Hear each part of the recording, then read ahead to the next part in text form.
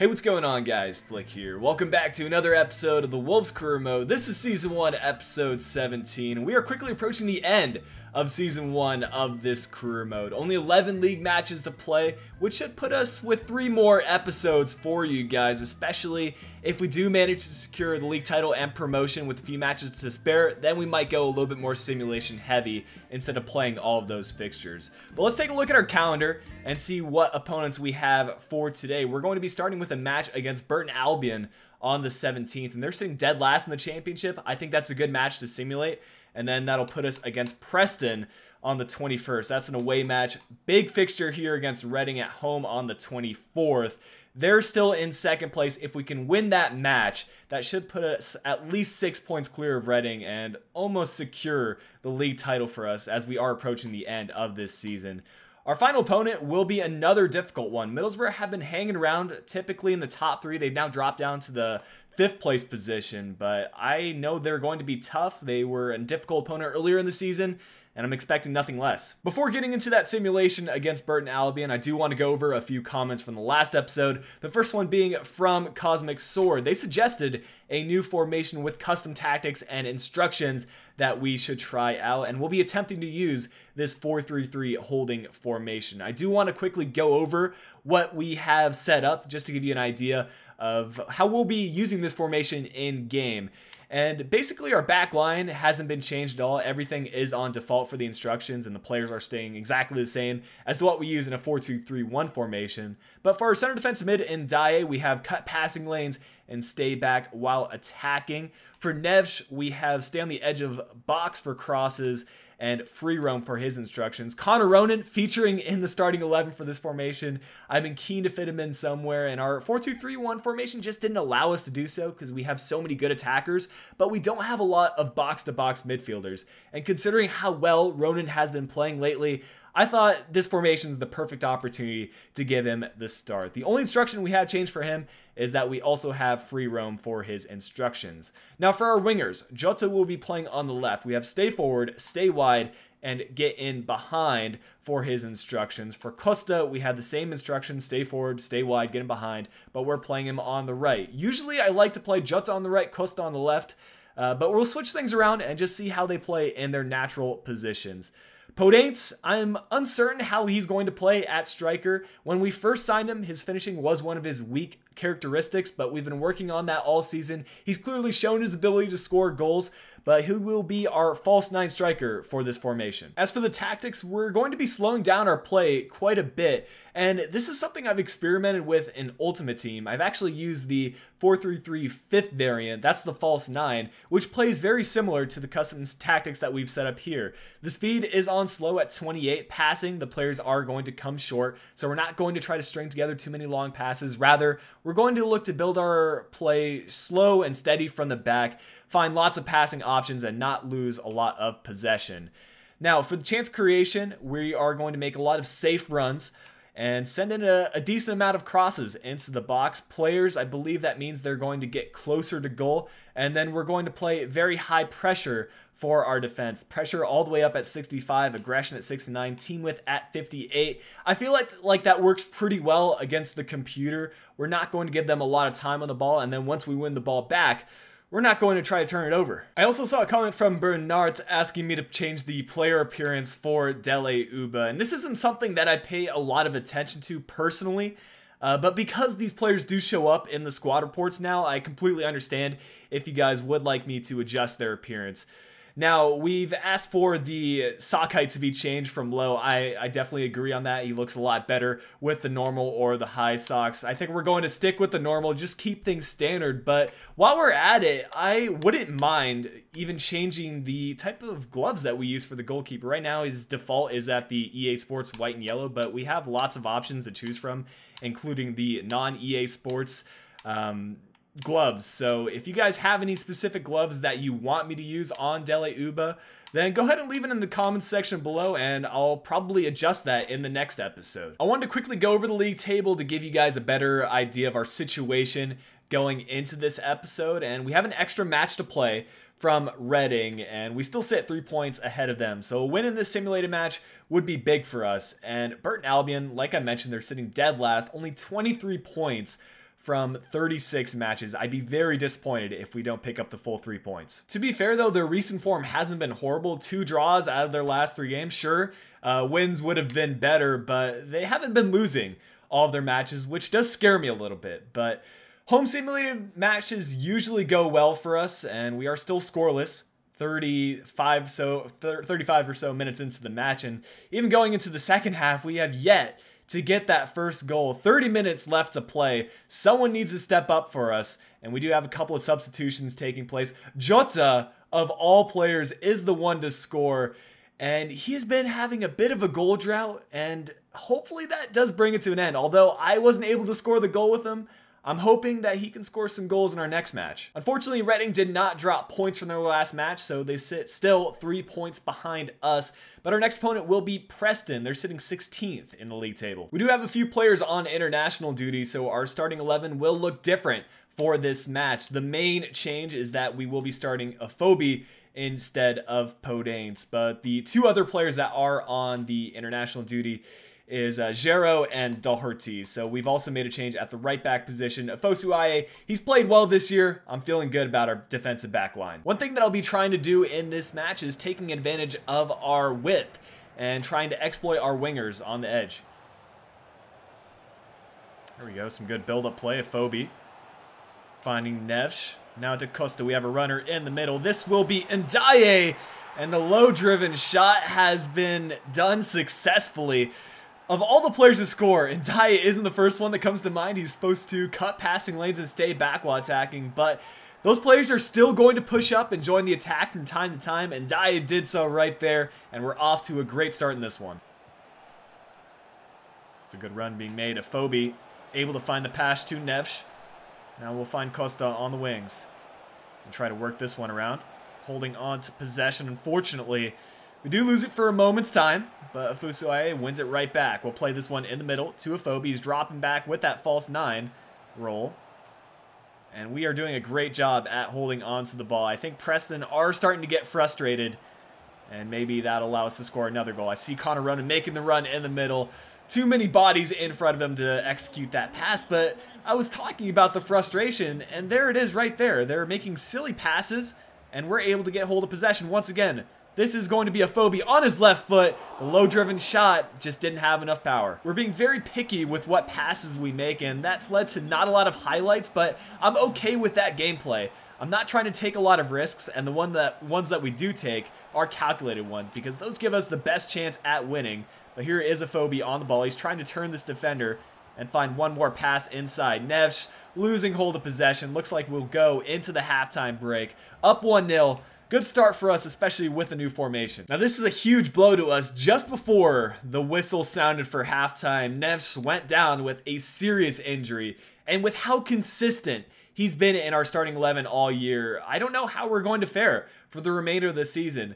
Don't get me wrong, I'd rather it happen now than at the start of the season, but it still sucks regardless, and we'll have to make a change. I guess Prince will be brought on at the right center mid position. I was talking earlier about how this formation relies on slow build-up play from the back, and these stats really do tell the story. 74% possession.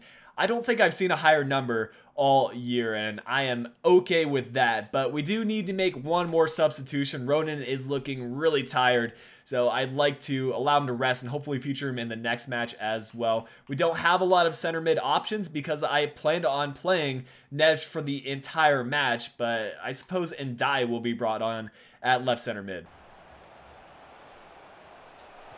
Oh, that's a great bit of passing, and Saiz, our substitute, comes in and makes an impact. Haven't seen a lot of him in the second half of the season, but we know he can score goals, and now we're in a very comfortable position. I don't see Preston seeing a lot of the ball for the rest of this one.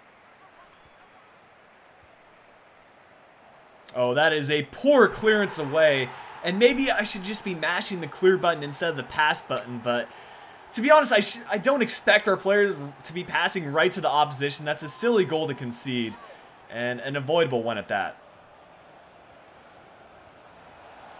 Prince with a long shot effort, and we get another corner kick.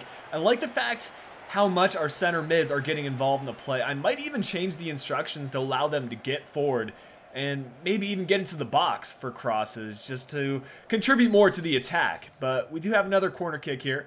Costa. Some nice skill moves to create some space. And he does get taken outside the box. No penalty kick. And we have 20 more minutes left to hang on to this one. Please don't concede here. We're trying to get in front of the player, and we do manage to get the block in. That would have been a very unfortunate time to concede, and I better make one more substitution just to hang on to this match. I feel like Bakari is the best substitution right now. I would love to bring on a holding midfielder because Ndai is looking pretty tired, but he'll have to see out the rest of this one because I have no other options available. This could be a chance for us to get a third. Saiz spawning out the run on the left, just not enough power behind the pass, and that could have been Jota's chance to score for us. Of course, he did get that goal in the simulated fixture, but I actually want to score with him, and now we need to hang on for like one or two final attacks. Ruddy can waste a few minutes by hanging on to the ball, and I think I'm just going to pass it around the back here as we enter stoppage time. We'll see how much time is added, and it's going to be 2 minutes. Just 2 minutes for us to hang on in this one. Prince being very selective over what passes to make. We do have an option here on the right. This is Bakari into a Phobie. One more pass in the middle. The ref might even call for full time, and there it is. Good result for us. 3 points at the start of the episode. I would like to see more chance creation in this formation and more shots on target, but I can't complain about that possession stat. We were very dominant, and the only goal that we conceded was a direct error from my part, nothing that the players did on their own. Man of the match going to our center defensive midfielder, Ndai, putting a 9.5 rating performance. We have an update on the Neves injury, and he'll be out for 8 weeks. That should put him back around the start of Season 2, so not the worst injury that could have happened. Once again, we're seeing players out on international duty, and fitness is starting to become an issue. Lots of players on about 75% fitness levels, which should fare interesting considering the stakes of this match. Reading still trying to get back into the title hunt, but we'll be trying our best to get at least 8 points out of this fixture. Unlike Preston, I feel like Reading are bound to create more goal scoring chances, so we'll need to double down on our possession, not give up a lot of the ball. See that run in the middle. We'll try to fire in a cross, and that is a great save from the Reading goalkeeper. I was talking about really exploiting our wings, and we did so right there, just waiting for the run to happen in the middle. We'll try to do more of that. This player's onside. It'll be a finesse shot around the keeper. Fair play. I thought that hit the side netting, but Reading will strike first in this one, and we're on the uphill battle from here.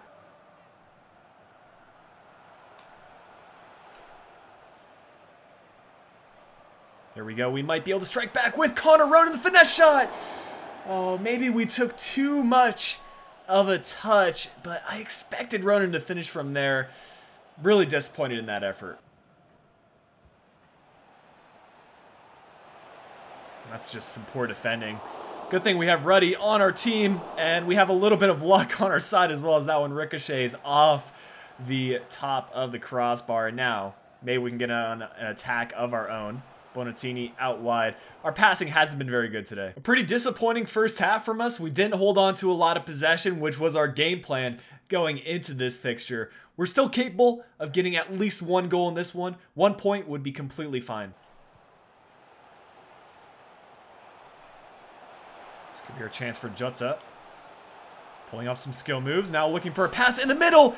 We've done really well to set that up, but we had to have a bit of luck on our side. And again, it's Ndaye to score the opening goal for us. He just had really great reactions to pick up the rebound from the keeper, and it was really a tap-in from there. It's time to make some substitutions, and our midfielders are in dire need of a rest. What I'm going to do is swap Ndaye and Saiz. Saiz is probably our second best center defensive mid option, and then take Ndaye off. Bring on Gibbs-White at the left center mid, Prince in at the right center mid, and then we'll switch around our attack as well. What I'm going to do is bring on Cavallero for this time around and swap him and Jota. This could be our chance to get the late winner, and Cavallero probably has more fitness than any other player on the pitch. He's just looking for the pass inside. Not a great crossing effort, and it looks like this one will end 1-1 unless either side will get a late chance. But there is the final whistle. I think all things considered, 1-1 is a good result. I just felt like we weren't able to execute our game plan that we had in mind. Only 4 shots, 3 on target, 50% possession. That's not how stats should be looking like, especially with this formation where we're trying to hold on to a lot of the ball. But in terms of man of the match, it went to Jota with an 8.6 rating. Our final match will be against Middlesbrough, who are very much in reach of that second place spot. Reading have been dropping points here and there. Of course, they picked up the draw against us, so Middlesbrough will be hungry for a win. We're trying to keep our 6-point lead or even increase it. It looks like most of our players are back from international duty, and I'm excited to see how Podence will play in this formation because we missed him the last 2 matches. There are a few key players missing from this Middlesbrough lineup. Specifically, I don't see Adama Traore anywhere in here. Corner kick chance for us, and this will be Podence pulling off his signature heel-to-heel flick. And now trying to create some room as we dribble it around, but just pushed off the ball. Clayton showing some strong defensive effort, but we're keeping this high press going, and Connor Ronan wins it back over to Costa. Now to Podence. He just needs to finish. It's another save from Randolph. We should be 1-0 up.